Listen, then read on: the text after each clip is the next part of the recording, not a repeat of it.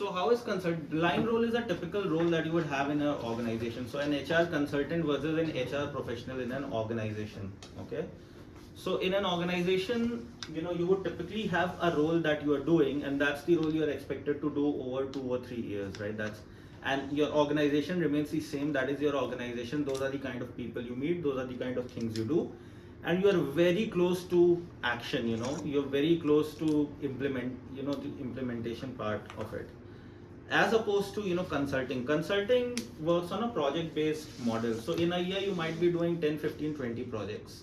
Okay, all of them might be with different companies, all of them might be from different industries, all of them might have at least 5 to 6 different problem statements. So that's where that's the first thing that's very different. So at times, typically if you are a consultant at Conferry, you might be spending more time at the client office than you do it at Conferry office, right?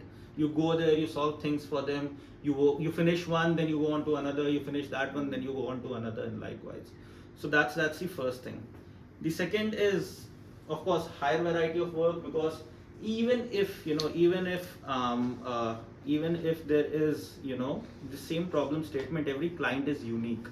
And since each client is unique, you will have to tweak your approach for each of them. The third is higher stakeholder management. So these are client facing roles where the client might wake up, client might say, you have a meeting on Friday, and says, I don't want you to work on the weekend, let's meet on Monday first half. And you realize that if you have to meet Monday first half, you have to show some progress. That means you'll have to work on the weekend inevitably. So it's a very high stakeholder management. You'll have to say, okay, yes, theek.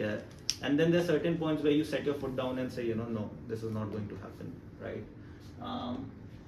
Again, service industry, the customer is always right, so you would say, yes, minister, but there is always a but involved. If they're being unrealistic in what they're asking, or what they want you to push as their solution, you will set your foot down and you will try to shape their perspective. So and that's the tricky part of consulting, where there's certain solution that's right. The client has certain mindset. How do you shape that mindset? And the last thing in consulting is that you are the business. Now, what I mean by that is, if you are an HR professional in an organization, let's say Asian Paints, that's manufacturing paints. Think of the entire HR function vanishing for one day. The paints manufacturing won't stop. Of course, there will be niggles here and there, but the paints will get manufactured, the paints will get sold, right? But in consulting, it's you who are the business. It's what are we selling? We are in the business of selling our expertise. So as an HR consultant, if all the HR consultants vanish, Conferry will have a nightmare, because no work will happen that day. So you are the business. It's your expertise that is being sold, and it is you who are delivering that expertise, and for that expertise you are billing. Okay. So you're not a support function in consulting. You're not an enabling function in consulting. You are the business, and that's a very fundamental difference. If let's say you are a finance graduate and you are the VP tax for an organization, even if the entire taxation takes leave for some time, of course there will be certain invoices that will be stuck and all of that. But the paints will get manufactured, paints will get sold.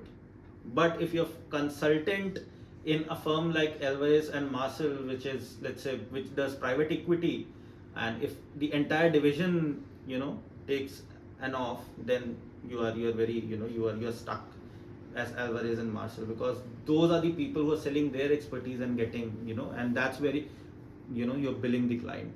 So that's a big difference.